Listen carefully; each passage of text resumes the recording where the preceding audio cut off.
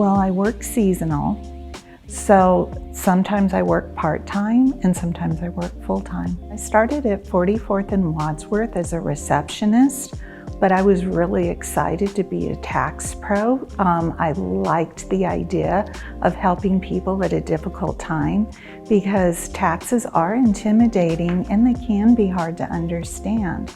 And I wanted to help people through that process. The biggest skill that I've learned is doing people's taxes, but also being able to talk to them and make them want to come here and talk to me.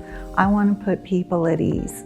I want people to be comfortable when they come and talk to me.